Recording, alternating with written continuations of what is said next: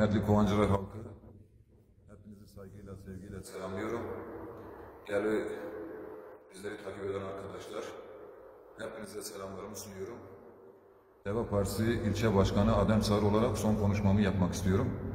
Malumunuz dün akşam Genel Başkanımızın bir atmış olduğu tweet var.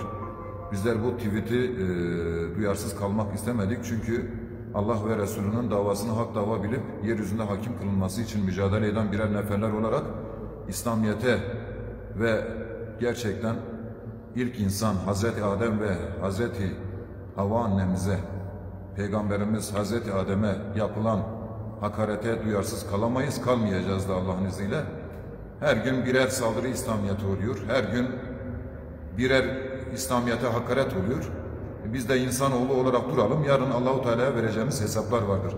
Biz bu hesabı verirken vicdanlı bir şekilde, onurlu bir şekilde durmamız lazımdır. Siyaset için kişiliğimizi, şahsiyetimizi kaybedip onursuz yaşayacağımıza Allahu Teala bize 3 dakika yaşamayı nasip etmez. Şerefli ve onurlu duruş her zaman bizler için çok önemlidir. Sırf bir yerlere geleceğiz, rant elde edeceğiz diye dini bu işlere alet edemeyiz. Biz bir kez daha şuradan söylüyoruz. Hazreti Adem benim atamdır, Hazreti Muhammed benim son peygamberimdir. İmanın şartlarından biri olan peygamberlere iman bugün benim imanımdır. İmanımı bir şekilde burada tasvip ediyorum ve onaylıyorum.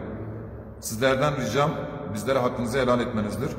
Elimizden gelen en iyi şeyi yapmaya çalıştık. Partimizi en iyi şekilde temsil etmeye çalıştık. Mücadelemiz ilçemize bir şeyler katmaktı. Mücadelemiz gerçekten ilçemiz içindi, ülkemiz içindi. Sizlerden helallik istiyorum, hakkınızı helal edin. Bulunduğum partiden, Deva Partisi'nden istifa ediyorum. Hepinize saygılar sunuyorum. Allah'a emanet olun.